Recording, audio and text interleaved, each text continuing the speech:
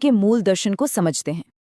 अगर ओशो के पूरे दर्शन को एक शब्द में समेटना हो तो वो शब्द है स्वतंत्रता। उनके लिए अध्यात्म का मतलब ही स्वतंत्रता था। लेकिन ये कोई मामूली आज़ादी की बात नहीं थी। उन्होंने इसके 3 लेवल बताए।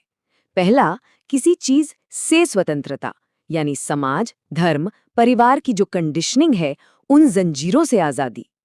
फिर दूसरा लेवल, किसी चीज के लिए स्वतंत्रता, यानी कुछ नया रचने की, प्रेम करने की और जीवन को एक्सप्लोर करने की आज़ादी। और सबसे ऊपर सिर्फ होने की स्वतंत्रता, जो कि शुद्ध चेतना की अवस्था है। शायद उनकी सबसे सबसे ज्यादा विवादित टीचिंग थी यौन ऊर्जा को लेकर। उस जमाने में जब ज्यादातर आध्यात्मिक गुरु ब्रह्मचर्य की बात करते थे, ओशो ने ठीक उल्टा सिखाया। उन्होंने कहा कि यौन ऊर्जा ही जीवन की असली ऊर्जा है। इसे दबाने से विकृति पैदा होती है, जबकि इसे होशपूर्वक जीने से ट्रांसफॉर्मेशन यानी रूपांतरण का दरवाज़ा खुल सकता है। ये शरीर की सबसे बेसिक ऊर्जा से परम चेतना तक की एक यात्रा थी। लेकिन आखिर में उनकी सारी बातें, सारी शिक्षाएं एक ही जगह आकर रुकती थीं, ध्यान। उनके लिए ध्यान कोई करने की चीज नहीं थी, बल्कि होने की एक अवस्था थी।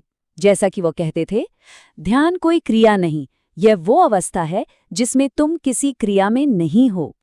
तो अमेरिका में सब कुछ खत्म हो जाने के बाद ओशो वापस पूना लौट आए। अब सवाल ये है कि आज हम उनकी विरासत को कैसे देखें, और ये उतनी ही कॉम्प्लेक्स और विरोधाभासी है जितनी वो खुद थी। देखिए, बहस आज भी उन्हीं कुछ पॉइंट्स पर होती है। आलोचक कहते हैं कि उन्होंने यौन स्वच्छंदता को बढ़ावा दिया, जबकि उनके समर्थक कहते हैं कि उन्होंने ऊर्जा की एक स्वस्थ अभिव्यक्ति सिखाई।